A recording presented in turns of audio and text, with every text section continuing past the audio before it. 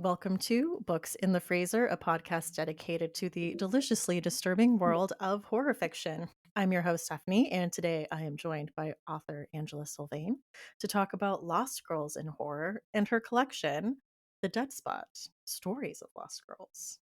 Welcome to the show. Hello. Thank you so much for having me.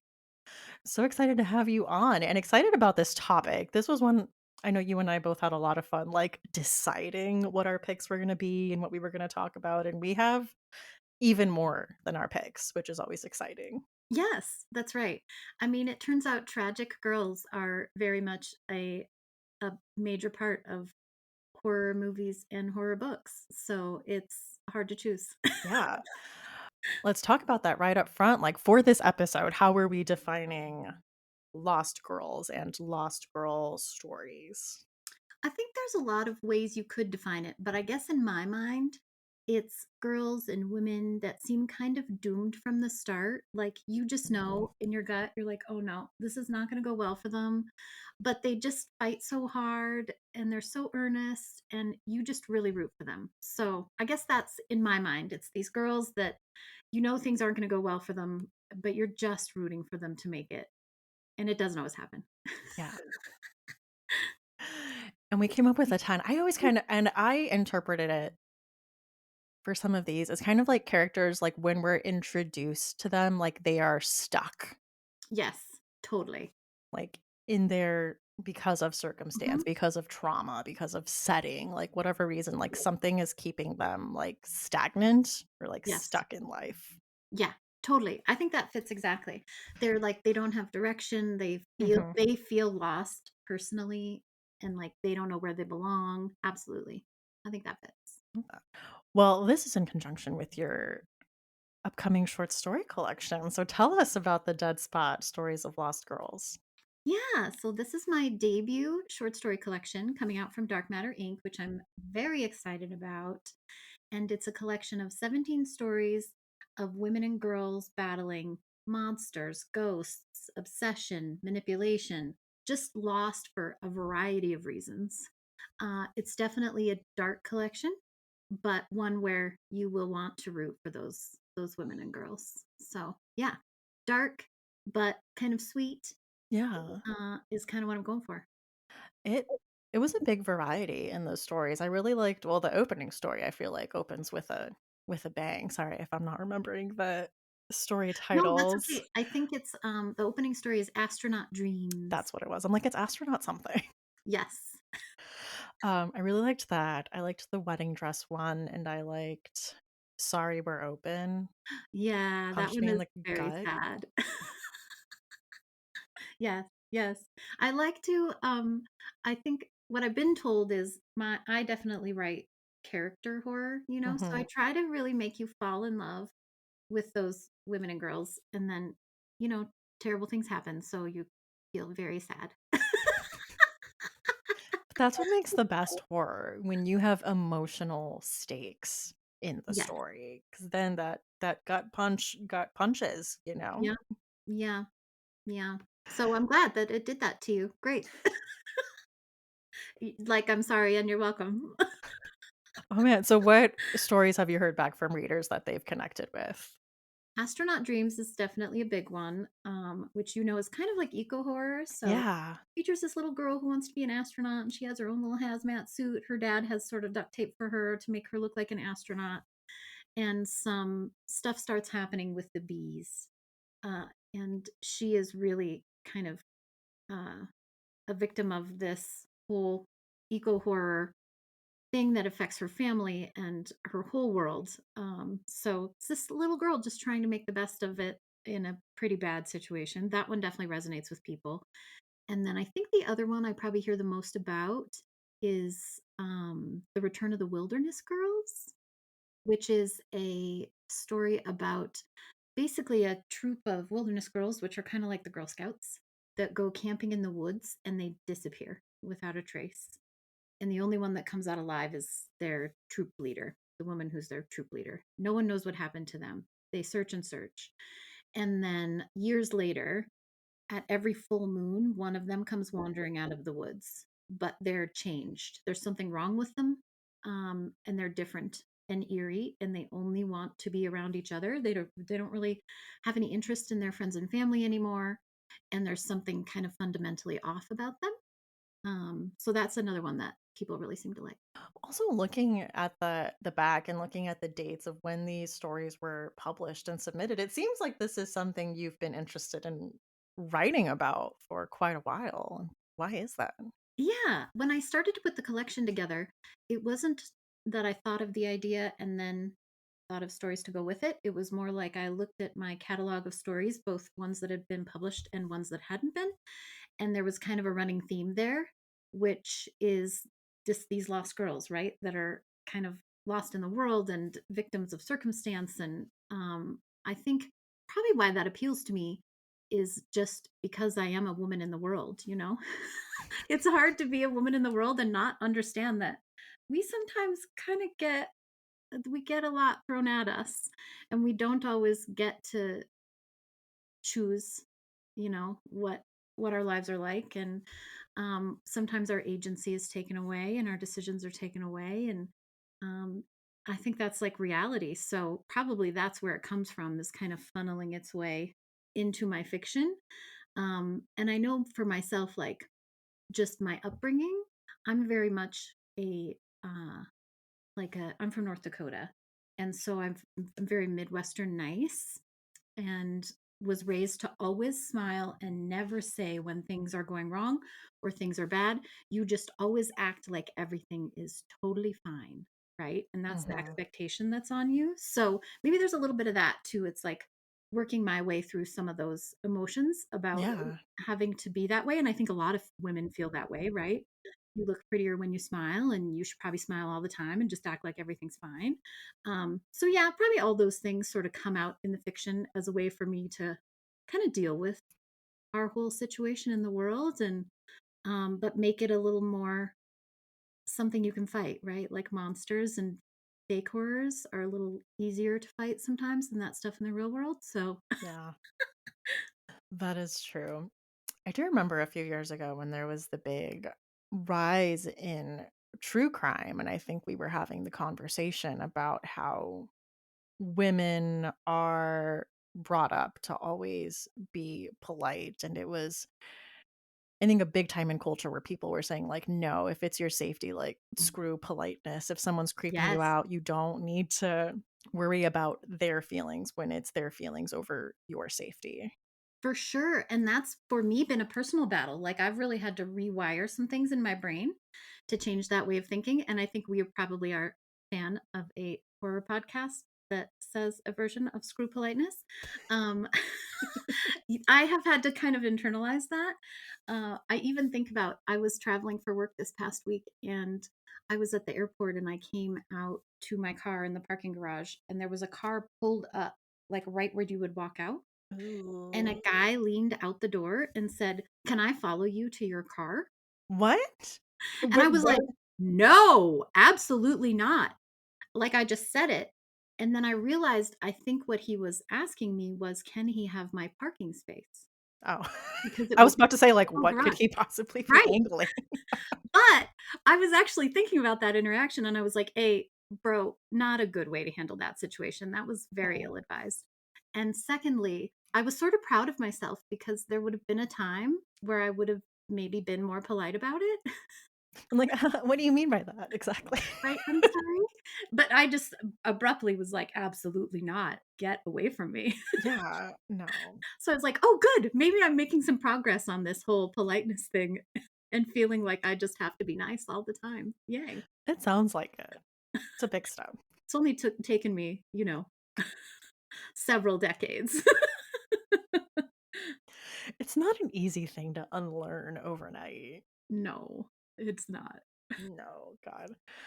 I mean, growing up in, like, my last 2 years of high school, I went to, like, a fundy Christian high school, and I had to take, like, etiquette classes. Yikes. Like, yeah.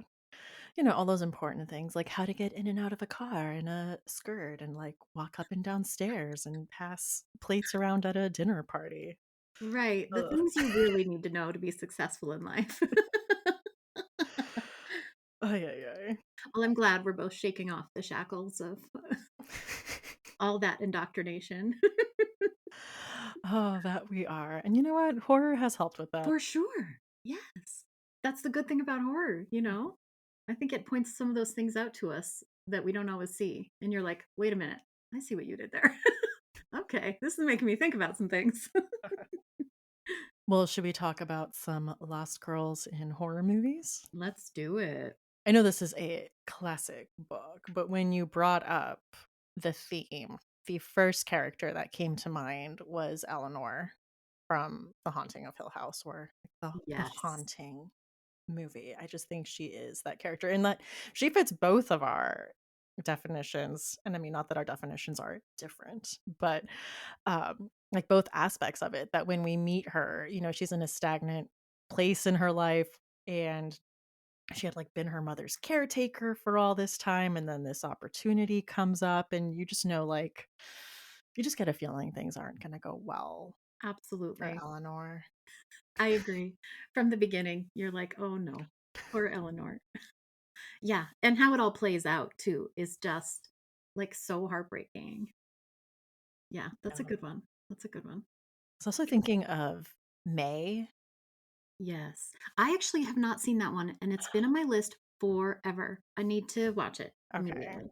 Yes, she's just introduced as this very, like, lonely girl. Like, she's a little off. She's socially awkward. She has like a hard time meeting friends, and I was gonna say meeting people and making friends. Like, she has like weird interests, and like in the movie you kind of like think things are going a certain way for her, and you'll have to watch it. You'll Okay, have to get back I'm to gonna watch it. me once you watch it.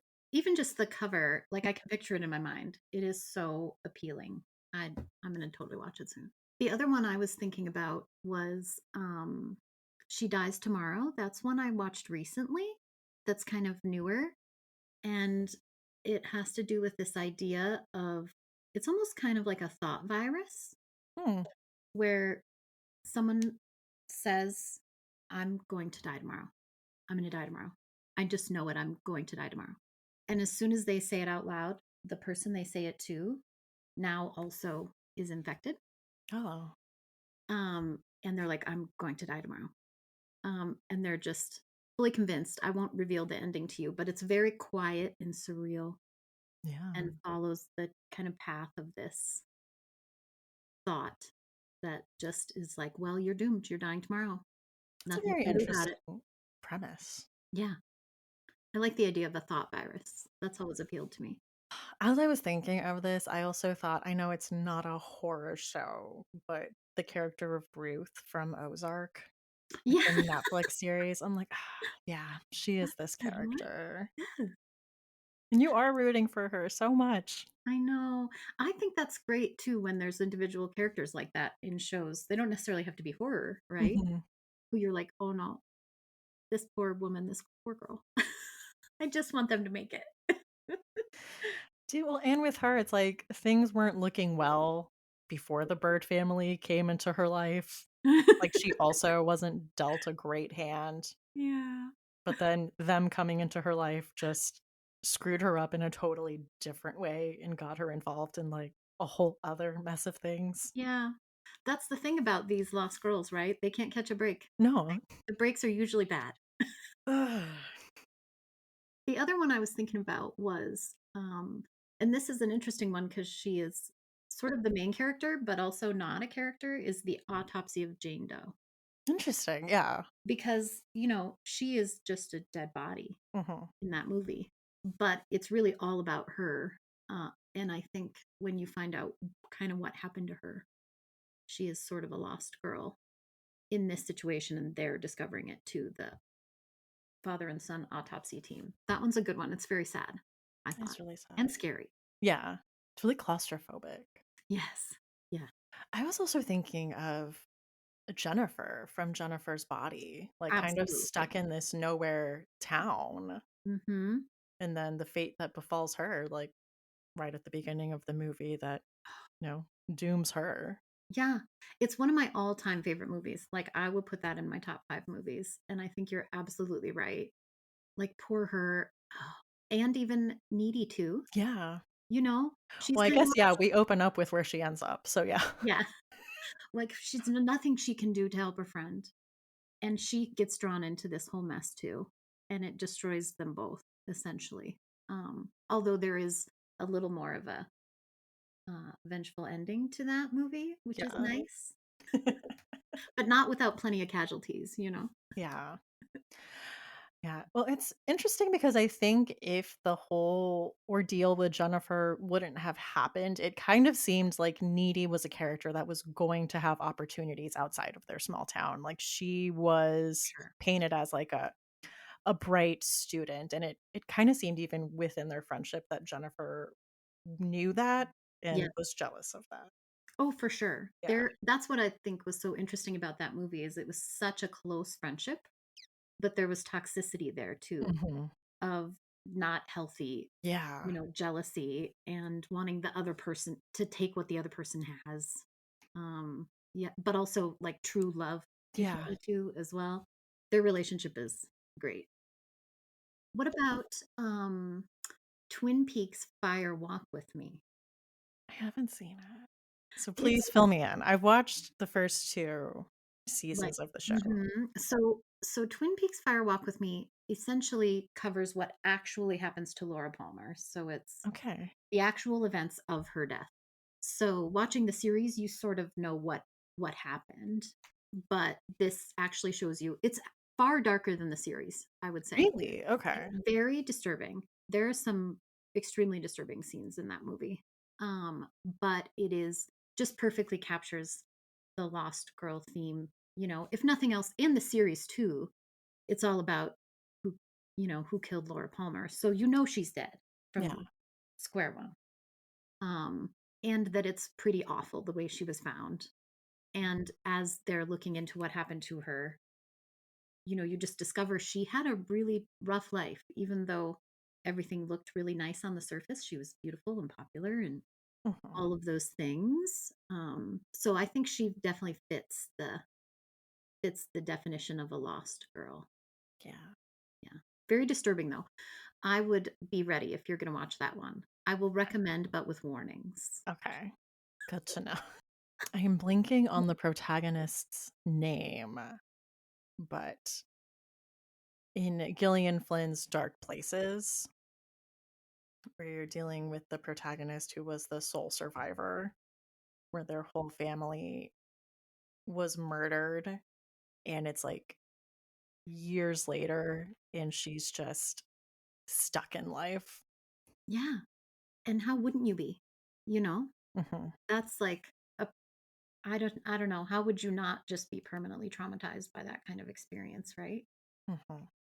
She's such an interesting character. She's so in denial, and she had kind of been living on essentially charity that she got from the publicity of the event.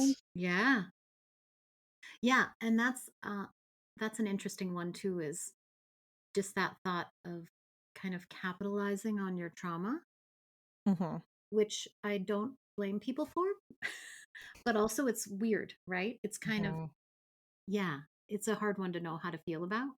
It's getting the Sharp Objects treatment like it's getting an HBO miniseries because of I heard that. so I'm very excited to see how they do that. I wasn't a huge fan of the Charlize Theron Yeah, movie. I found it a little bit underwhelming, so I'm hoping it gets revamped with this. yeah, yeah. And I think Gillian Flynn, or is it Gillian? Gillian I or think it's Gillian? Gillian, but Gillian Flynn. Sometimes is kind of hard for me because the characters are so flawed. It can be sort of hard to find someone to root for, you know? I love flawed characters, flawed protagonists, like weird protagonists that have like a flawed logic or like a Yep. cynicism Yeah, yeah. are like my favorite. And I do sometimes, but there are sometimes I just can't find anything to Yeah, I latch on get that. to. It's like, give me Yeah. just a little something to root for them. I mean, I think that the opening line in Dark Places is something like, I have a meanness inside of me, and if you cut me open, it'll slither right out. Ooh, Like that is that's just powerful. There you go. That's what you're getting. Yeah. Well, did you have any more? The only other one that I thought of was It Follows, Okay.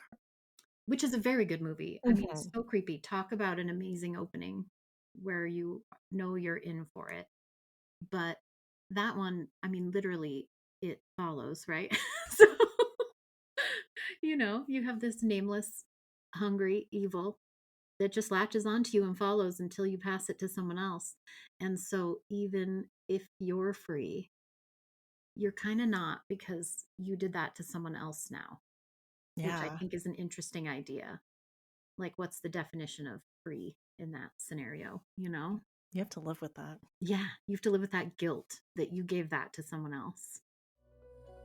This episode is brought to you by Fangoria, the world's best horror and cult film magazine since 1979. Listeners can use code Books in the Freezer to get 20% off their order. That includes, of course, merchandise and first time subscriptions and single issues of the magazine. Not only are there tons of articles and interviews about upcoming horror movies, there's a regular segment by Stephen Graham Jones all about slashers called Slasher Nation, so you're going to want a copy. So, again, that is code Books in the Freezer, and thank you, Fangoria, for supporting the show. Are we ready to talk about some books? I'm ready. Okay. I'll start off with a book that came to mind right away. I read it last year. It is Deliver Me by Elle Nash. We are following Dee Dee, who works at a meat packing facility in the Missouri Ozarks. She lives with her boyfriend, Daddy, who collects bugs. And I will let you know the boyfriend being named Daddy is something you should know because I had to reread paragraphs like 3 times. Like, wait, what? To finally understand, like, oh, this is her boyfriend. She calls him Daddy. Interesting. That's got a Yes. whole vibe too. Yes. This is a whole thing. But the character of Dee Dee has suffered several miscarriages and finds herself pregnant again. And she's determined to carry this one to term. You find out that she fled the Pentecostal church years ago, but she finds herself still dodging judgmental calls from her mother, asking her when she's like going back to church. And, she's telling her about this pregnancy. And right around this time, a friend from her past reemerges back in her life. And this is the charismatic Sloane who begins to feed her insecurities and fuel her desires. And then she announces her own pregnancy. Oh, shady. Yeah, it is. This is a dark story for a number of reasons. Dee Dee is an extremely complicated protagonist, and you are in her POV and you see her flawed way of looking at the world. And in a lot of ways it's naive. In a lot of ways it's cynical just because of the type of life that she's lived and experiences she's had. And she's definitely a lost girl as a product of her upbringing and where she lives, and adding in religious trauma on top of that. But yeah, this is a disturbing read exploring religious trauma, complicated friendships, mother daughter dynamics, and pregnancy. Hmm. So, I'm definitely, I love a religious trauma. Like, give it to me. Yes. It's so disturbing and real life. And yeah, I, I, I want it. Yeah.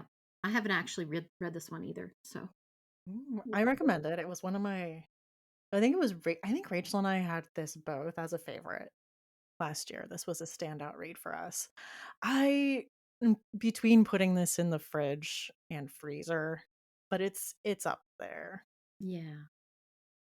But So you're going, if you like weird girl POV like I do, this is a yeah, must. I'm into that. Yeah. Yeah. Great. So that is Deliver Me by Elle Nash. Okay. My first pick is a little bit of a left turn from Deliver Me because it's very whimsical. It's Pretty Little Dead Girls, a novel of murder and whimsy by Mercedes Yardley. And this was the first thing I ever read by Mercedes Yardley, and it just made me fall in love with her as an author. It's so gorgeously written. It's, very much like fairy tale style, where it hides dark things in beautiful words. And once you start delving into them, you're like, oh no, this is bad. This is not beautiful. It's very bad. So it's about Bryony Adams is the main character, and she is basically destined to be murdered. Everyone knows this about her. As soon as they look at her, they're like, that girl is destined to be murdered. Like, yikes. Wow. um, but the description says, fortunately, fate has terrible marksmanship. So she's trying to survive, Hmm. and she's kind of running and hiding and moving as fast as she can from one place to the next in this effort to outrun fate and her destiny to be murdered. And she ends up arriving in Seattle and meeting a variety of people. She meets a tortured musician and a market fish thrower and a starry eyed hero who is secretly actually a serial killer who feels like it's kind of his destiny to be the one who kills Bryony, who basically like fulfills her fate. So it's just, so it's like couched in cuteness, Hmm. but it's so dark. Yeah.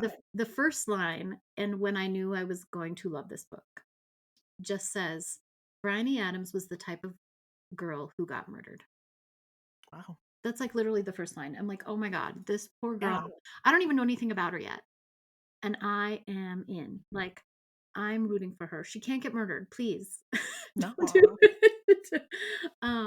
So yeah, I think it's kind of the epitome of lost girl. She knows she is destined for death, and is just trying to do everything she can to live her life and escape. So, highly recommend it. It's really beautiful. It's not gory or anything like that. So, I would put it at my rating would be room temp on that one.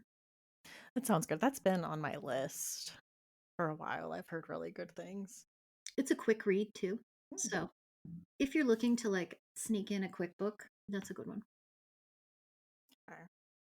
Well, taking a turn and talking about an older protagonist, I thought we should talk about Mary, An Awakening of Terror by Nat Cassidy. Love it. We see Mary. She is a quiet middle aged woman. She is going through perimenopause. When we meet her at the beginning of the novel, she is living in New York and she gets fired from her book selling job and moves to Arizona to be with her ailing aunt. And a lot of things start happening. I mean, she, first of all, is going through these physical changes that are uncomfortable, but she also can't look in a mirror without passing out. She has voices in her head telling her to do things. She's losing time. And this was such a good book. I loved it. Like, it's so disturbing. I love that the synopsis ends with Mary's definitely going to find herself. You're like, oh no, do we want her to? Uh, there's so many layers to this story, and I know people talk about it, and I mean, Nat Cassidy himself talks about it being kind of an homage to Carrie, like an older Carrie, who's another tragic Yes. lost girl. Yeah, for Yeah. sure. But kind of one of those where you're like, go girl, you know? You're like, yes, get that revenge. I want it for you. It's that Lucille Bluth, like, good for her. For her, exactly. And this has elements of that. Um, But she was just such a fascinating character in how odd she was and how masterfully this story is told. I read it, and then prior to this episode, I borrowed the audiobook from the library, and just I was like, catching on to how early seeds are planted and like certain things are told that like with context now have a totally different meaning, and I'm like, this is such good storytelling, like from the start. See the way Yeah. everything's moving. Yeah. And she was one too that was like a little bit unlikable at times, right? Yeah. And you kind of early on you don't really know why. You don't know the full story behind some of these thoughts she's having and everything. Yeah. So you're just kind of along for the ride. Yeah. Yeah, I she's loved really it. odd. She has these little, like, figurines that she talks to. Her little they're not precious moments, but they're But like that kind of thing. Yeah. yeah. So creepy, which so creepy. Like just that alone. Yeah. Mhm. She's just an interesting character, and because you're in her POV, like I said, I love unreliable, weird girl POV, you are, like, rooting for her, but you're also like, I don't know, like, you are kinda weird, and I get maybe why you're getting this response from people at the same time. They're not being unreasonable. But, I'm putting this in the freezer just because I was reading this and Yes. it was hinted at that a certain something was going to happen, and then when it happened, I was like, "Oh, no, I didn't think we were gonna see it." Like, it Yeah. was going to happen on the I page. know exactly what you're talking about, and Yes. I actually put I was listening to the book, and I stopped listening to it for a time to, like, mentally prepare myself for what might be coming, Mhm. and then I think I turned the speed up to, like, 2.5 or something. I was like, "Go, just go. Let's get through it." Like, maybe if we blaze past this. But I mean, right from the top, it opens with, like, the corpses in the bathtubs with, like, Oh, bags on their head. they were so Like, creepy. Yes. yeah. That Like, we visual know where we're going. yeah, agreed. So scary. So I loved that. That is A Mary, An Awakening of Terror by Nat Cassidy. That was a really good one. My next pick is A Head Full of Ghosts by Paul Tremblay. Ooh, So good. yeah. Um, this one is just one that is stuck in my brain. Like I think about it, once a month or something. I just like this story has stuck with me. And it's about a family that's kind of torn apart when the 14-year-old daughter, Marjorie, begins to display signs of schizophrenia. And doctors are unable to kind of help her. And then the family turns to a local Catholic priest for help, which already I'm like, oh no, here we go. Mhm. We're using an exorcism to handle a mental health issue. This is not going to be good. Um, so this Catholic priest, Father Wanderley, suggests an exorcism because he believes she's the victim of a demonic possession. And he also contacts a production company that wants to document this whole thing. So, kind of what we were talking about earlier, sort of like capitalizing on your trauma. Yeah. But this family, the father, has been out of work for more than a year. They have all these medical bills. And so they agreed, and you can't blame them. They agreed to be filmed. They're like, okay, at least we're going to be able to pay some of our bills by being on this show, which is called The Possession, Yeah. and it becomes like a hit reality TV show, which is so disturbing, but I can absolutely see it happening Yeah. in real life. um, and then the events in the household and the show become really tragic. They end in tragedy, and it becomes kind of this urban legend. And the book itself follows the younger sister, Mary. She's kind of recounting what happened Mhm. during this time of her life. And so I think there's also an insane twist at the end, which I loved. But there's kind of two lost girls in this. There's Marjorie, who is lost to mental health issues and this whole like exorcism thing and being filmed, all this stuff. She is lost, but also the little sister is lost. She's like, there's nothing she can do for her older sister. She's just kind of watching all this happen and she has no power to stop it. So, yeah, it's very disturbing. And I felt bad for both those little girls. Yeah. So um, creepy. And I would rate this there it's more disturbing to me like philosophically, I guess, but I would still put it fridge. There were a few scenes that were a little dicey.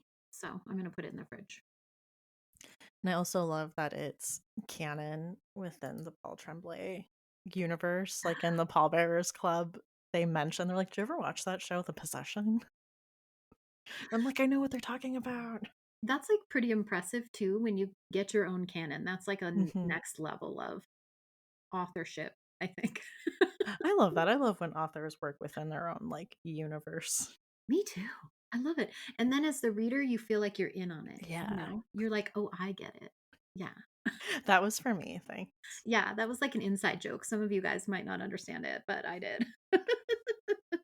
My final pick, I am going with Sadie by Courtney Summers. I was talking to you earlier. This was a pick. I had like swapped like 4 different books out, but I was like, no, like this just fits. Sadie as a character fits the theme of Lost Girl, I think, perfectly because she hasn't had an easy life. She's grown up on her own. She was raising her little sister, Maddie, in this isolated small town, trying to be like a good older sister and provider, like keep their heads above water. And then her sister is murdered. There's a botched police investigation, but she is pretty certain she knows who did it. And she is determined to bring her sister's killer to justice. And she, at the beginning of the story, you just see her set out on this mission with that singular objective. And alongside her narrative, and this was, I think, the first novel I ever read that incorporated this. There's a true crime podcast about her and her story. And if you're listening to the audiobook, it is like a different narrator, different, like it has the production of a true crime podcast. I love that. As also a true crime fan, give me all the true crime plus horror crossovers. I want it. Yeah. So you just see like both of these stories like coming closer and closer together. And then you see, ah, it was a, I listened to this on audio and I just remember it being like on the edge of my seat, like, oh my. All right, I'm gonna confess I haven't now I'm gonna have to listen to this one on audio. I think audio, it sounds like, is the way to go. I'm It totally definitely I'm is. gonna get it. I recommend it. Um, I think the publisher around the time the book came out released like the true crime chapters as a podcast you could download. That's cool. I love that. But yeah, Sadie was just she just fits that character. And you are rooting for her as she is going to take on her sister's killer. Like every obstacle she encounters until she gets there. Till she meets the final boss. The final boss. The killer themselves. Yeah.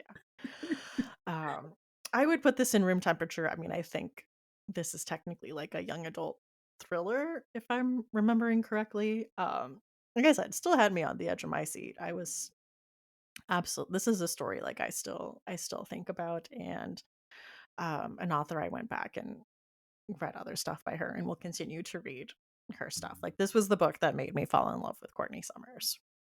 Well, I'm in. You convinced me. That's always good. Woo. So that is Sadie by Courtney Summers.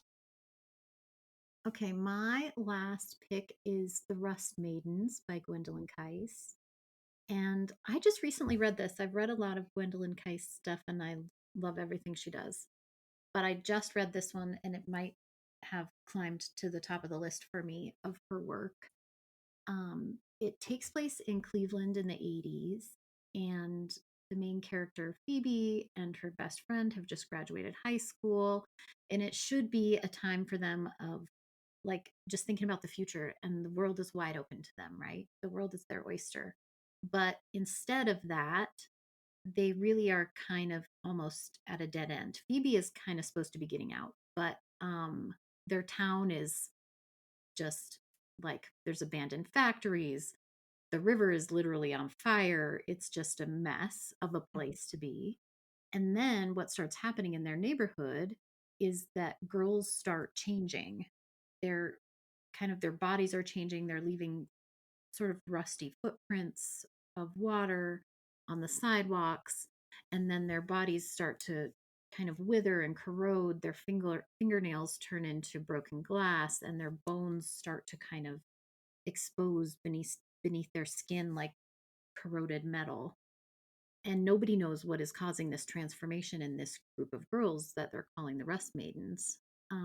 But it brings in tourists who want to see these girls and gawk at them. It brings in government types that want to study the girls and see what's happening.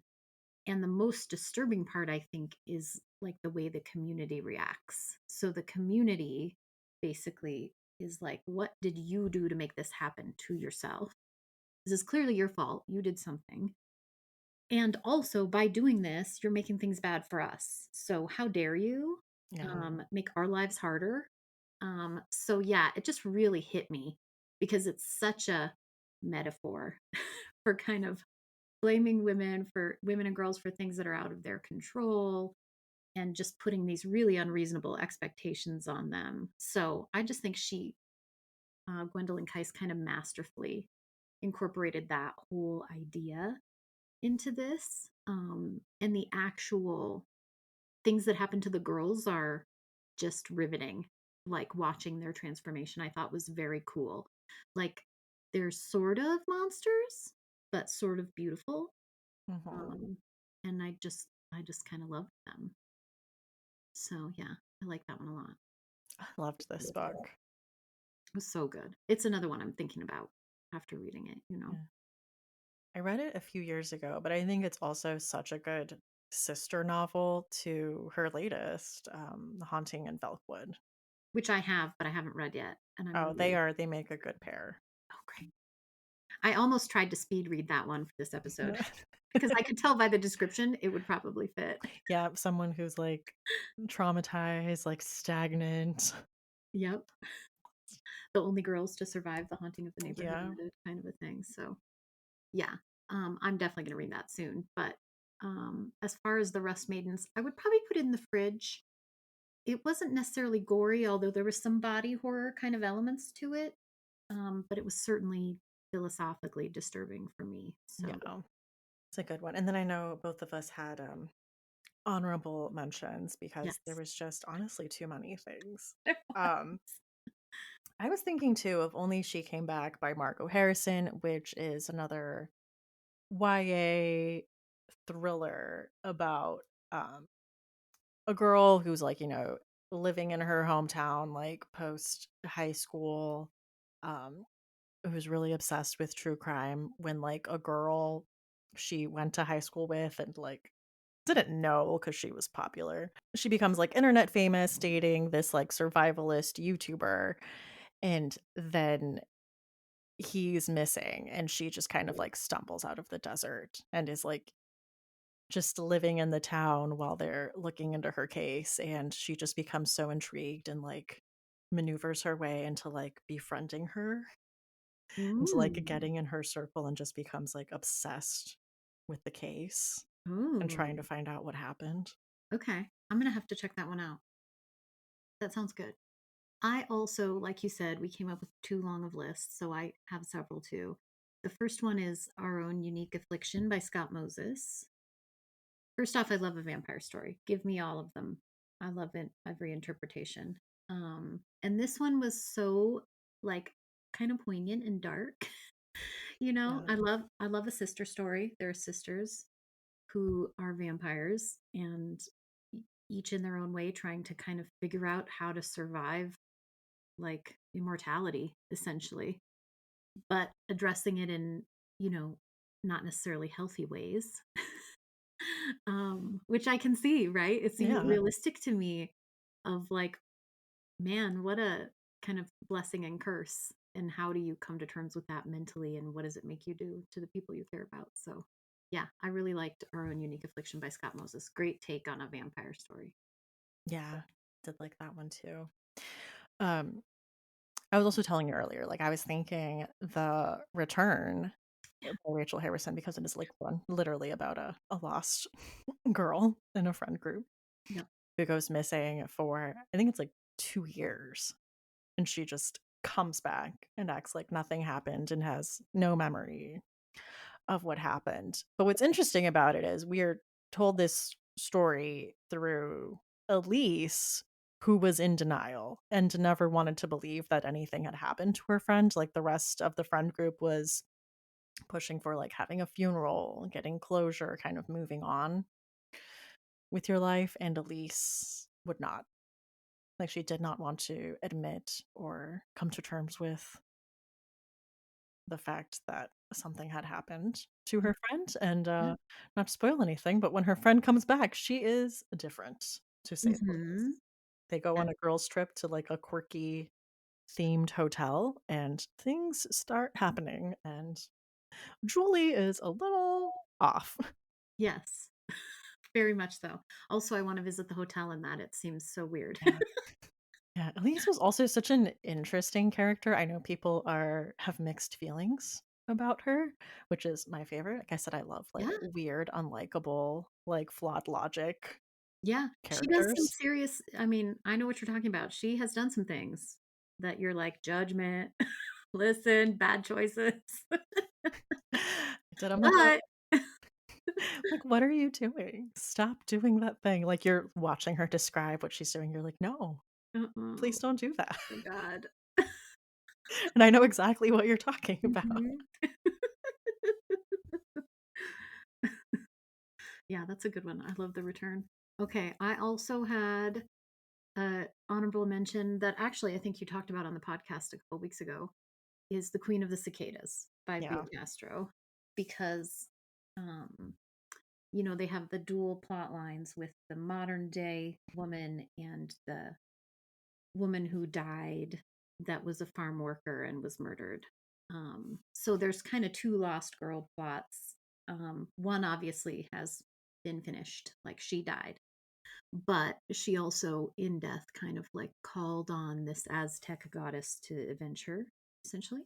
Mhm. Um, and yeah, I liked how the dual plot lines are kind of two girls battling their own things and um, trying to find the best way to get through life, essentially. And maybe there's a little revenge in there too, which I always love.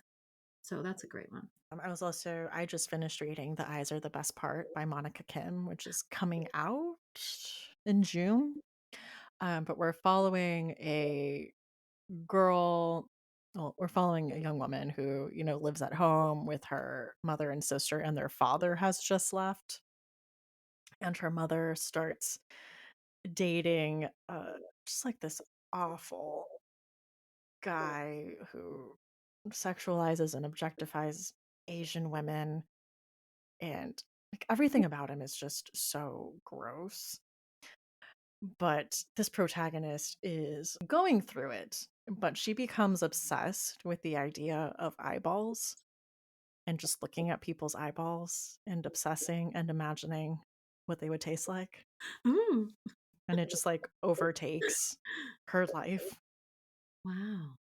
That's a I've been seeing that one around and I've seen the cover, which is very striking. Yeah. So I definitely want to check it out. And now, like, I don't actually want to eat eyeballs, but I am thinking about how, like, the texture, how it would be. That'd be so weird. You ever eaten like a fish eyeball, like when they serve like a fish head? No, I've only Oh, eaten like tiny little caviars and things, the little mhm. fish eggs. I've eaten fish eggs, but I've never eaten a fish eyeball. Have you eaten a fish eyeball? No, but that's how it starts, Okay. Well, and you're like, try it. then Honestly, maybe you it will might be a develop. gateway to actual human eyeballs. It'll open a door. It's kind of like eating human flesh and cannibalism. Don't start because you don't want to accidentally find out it's delicious, you know? Yeah. I also had an honorable mention of The Sacred Lives of Minnow Bly, which is a young adult book. And it's one of those where I'm like, it's so disturbing. I don't even know how it's young adult. But it's about Minnow who escapes a cult. And this happens super early on. You know this about her, but it's a hardcore cult. And she actually had her hands chopped off. So she has no hands. Okay. Yeah. And she's basically in juvie. It opens with her in juvie. And you kind of start to learn about what she went through in this cult. But it's intense. Um, if you like cult stories, it's good, but it's definitely brutal, very Yeah. brutal, which is why I'm like, I sort of can't believe it's young adult, but it's really good. Hmm. I've seen that one around and I've definitely heard people talk about it. I don't think I knew what it was about though. Yeah, it's disturbing. What I'm currently reading, and I feel like as a premise it works, but obviously since I'm in the middle of it, I don't know where it goes. But it's called A Misfortune of Lake Monsters by Nicole Wolverton. And this is about a girl named Lemon who lives in this small town that's known for kind of their local cryptid, which is a sea monster, and it drives a lot of tourism. And her family does like boat tours where people try to see this sea monster. And Lemon, we find out, can't really go to college because her new job is to impersonate this sea monster. Like when the novel opens, like she is under the water in her gear and, has to like do her little thing and appear. And then, we go to the school and we see like how much of the lifeblood of this town is the existence of this monster. And that's like all people talk about and they're obsessed. So it's kind of like she's absolutely stuck here. Like all her friends are getting ready to go to college. And essentially, the livelihood of this town depends on her giving up her dreams to take up this mantle, and like no one can know, so it's also a secret she has to keep and just kind like silently deal with this fate. um but then an actual monster appears, Okay, great. so I love this twist. we're like, wait, what? Oh, okay. I've seen And this that's one. where I am in the story, so I don't know what happens Okay. from here. Okay. Well, I'm intrigued. I've seen this one around. Yeah, Been like making appearances on my social media, so I'm definitely going to put that one on my list. I but had an honorable mention of my current read as well that I am also not finished with. I'm only about halfway through, and it's called I Can See Your Lies by Izzy Lee. oh So Izzy Lee is actually a filmmaker, and I first became familiar with her because she had a short film at StokerCon one year. You know how they have the little short film festival? yeah, She had a short film, and then now she has released this. It's a novella, so it's pretty short. But it's about this woman who is kind of stuck in a bad marriage and kind of repeating the bad behaviors and cycles that go along with that. And also kind of looking into the past of her mother's disappearance. So her mother was a Hollywood starlet that disappeared and no one knows what happened to her, and she ends up getting a hold of this like secret diary. And also there's some weird things happening, like she's getting like messages and things and she's not sure from whom, but clearly someone knows something. So she's on this journey to sort of figure out her own life and like what is going on with her own relationship, and also solve the mystery of what happened to her mother. So far I really like it. It's definitely got some of the true crime elements, yeah. you know, of a little sleuthing, and it's kind of surreal as well. So yeah, I'm liking it so far. I think it fits, but we will see how it ends. Should we talk some chilling obsessions? Yes. Um my chilling obsession lately is cicadas. Interesting, okay. So I'm not particularly scared of bugs or insects, but I really don't like ones with crunchy shells. Like That the makes hard sense to me. ones just creep Yeah. me out like so much. And I've been going down these rabbit holes of cicada research because it's like all my internet browsers are cicada related right now. And because some people may already know this, it is going to be a giant year of cicadas that hasn't happened in over 200 years because cicadas, I don't think the word is hibernate, but they go underground. They develop underground and Yeah. they emerge every number of years. And there are two broods coming out this year, a 17-year brood and a 13-year brood that normally don't come out at the same time, but they are. So we are going to have like billions of cicadas coming out at the same time. And there's going to be a crossover in like kind of the eastern United States where these two broods are going to come out at the same time, and it is going to be cicada madness. There's going to be so many cicadas. I'm sure it'll be very loud because they like scream. Um, and here, okay, they first of all they have red eyes. I don't know if you knew that about cicadas. So creepy, like little red eyeballs, very creepy, emerging from the ground. And there is this zombie cicada as well. So there's this. What? I know. There's this fungus. You know that fungus that infects ants and makes them crawl to No, the top of trees to spread the don't fungus? tell me this. I'm sorry, you have to know it. You I asked, I so know tell it, me, and tell me. now I have to tell you. So it's a okay, it's even worse. It's sexually transmitted. So it's a hypersexualized zombie cicada Oh God. that like spreads this fungus by doing it with all the other cicadas, and it looks totally gross. I don't Google pictures of it. There's a screenwriter at Sci-Fi right now, like jotting this down for Hypersexualized hypersexual zombie cicada cicadas. That's coming this fall. I mean, it's gold, honestly. And okay, one more thing I'm just going to add on. With cicadas come cicada killer wasps. No. They're these giant wasps that are so big that they can basically eat a 3-inch long cicada. So it's going to be madness. And that is my chilling obsession. I love Okay. My chilling obsession is I watched 2 movies this week. I went on a Tubi deep dive, and I watched one I had kind of high hopes for. It was a little bit of a letdown, but it was called Satan's Cheerleaders from Oh, 1977. You've seen this? no, but I love the title. It's making me want to see it. This is the cover art for it. That's perfect.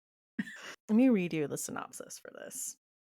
The janitor at a local high school is actually the scout for a coven of Satanists on the lookout for a virgin to sacrifice. One day, he kidnaps the cheerleading squad to use for their rituals. However, unbeknownst to the devil worshippers, one of the cheerleaders is actually a witch and has plans of her own for the Satanists. Oh, well, I like that little twist. I wasn't expecting the witch Yeah, to make an appearance. it is fun. It's very 70s, and the dialogue just sounds like a porn dialogue, like, it just seems like the the wildest, like, weirdest things, and I'm like, "Who wrote this?" But then I also watched, a 1981 TV movie, Dark Night of the Scarecrow. Ooh, that sounds familiar. It was on one of the seasons of The Last Drive-In. Joe Bob showed Okay. it. That might be where I've seen it. Okay. I had a good time with it. This is about, Bubba, an intellectually disabled man who is falsely accused of attacking a young girl. And there's a mob of people coming after him, and he hides, disguised as a scarecrow, but he is hunted down and shot by the vigilantes. And then it comes out that the girl was fine, like she had actually been attacked by a dog, and everyone assumed that it was Bubba who had hurt her. And then all the vigilante men are tried and acquitted because it's like small town Mhm. justice. And the men find themselves being stalked one by one. And that part Love is fun to watch, like the justice being served. Also, I love that the villain in this, like the head of this crew of vigilantes, is a megalomaniac mailman it. who's like, "It's my duty. I have to pursue justice." I have to make sure people get their mail on time and also just pursue justice for our Yeah. town. Oh, he is awful. He is awful for so many reasons. But for a TV movie, I will say this was pretty good. Plus, it sounds like a slasher, which Yeah, I love a good classic slasher. Yeah. I did like I it. do think I saw that, although I don't remember it well. Yeah. So I rated this one a bit higher than Satan's Cheerleaders. I think Still, they both sound fun. they are fun. I like a trashy horror movie sometimes, you know? They don't always Yeah. have to be good, but they just Yeah. need to be entertaining. And you know what? It wasn't a bad day to spend. to spend some time. So those were my two recent watches. I love it. Right. Well, the second tradition we have on the show is to ask guests for a final girl song. I'm very excited for this. Yeah. I agonized over it. It probably would change every week. But currently, my final girl song is This Is How Villains Are Made by Madeline Duke. I've been listening to that song on repeat for like 2 months.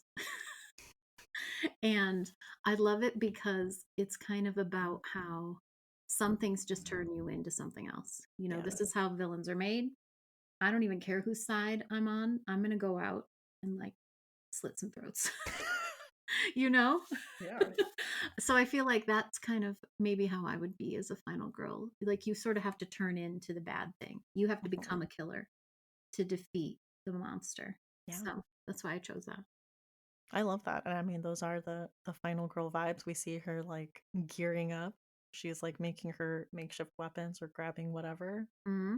getting ready to go face to face. That's right. Machete in hand, Yeah. I love it. Okay. Well, I will definitely be adding that to the playlist. Great. All right. Well, thank you so much for coming on here and talking to me about Lost Girls and horror. My pleasure. This was so much fun. It was. All right. Where can people find you online? My website is angelasylvaine.com, and I'm on pretty much all of the socials. Twitter, I will always call it that. Twitter, Instagram, Blue Sky, Threads, TikTok, all the things. You can just find me under Angela Sylvaine. And I'm also very friendly, so feel Cheerful free to, Goth, I've heard you yes, described as. cheerful goth. I'm very perky and friendly, and also dark and disturbing. But say hi. I love Yeah. it. I love it. Thank you again. Thank you. Books in the Freezer is a bi weekly podcast. We post episodes every other Tuesday. You can find us on TikTok, Threads, and Instagram at Books in the Freezer, or send us an email at booksinthefreezer@gmail.com. Show notes for this episode and all previous episodes can be found at booksinthefreezer.com, where you will find a list of the books and movies mentioned in this episode, as well as some affiliate links, places to get merch, and a link to our Patreon if you are looking for a way to support the podcast.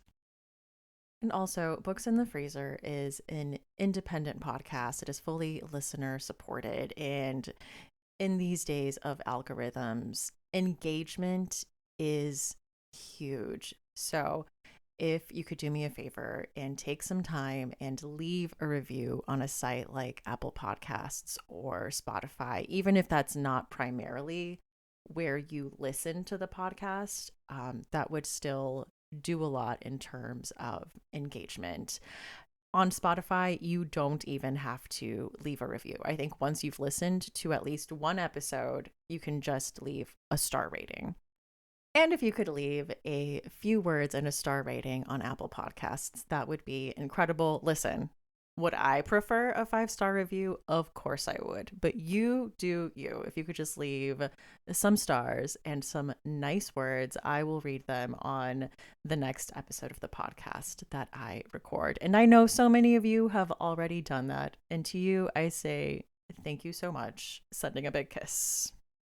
I have been your host, Stephanie Gagne. Thank you so much for listening, and see you next time on Books in the Freezer.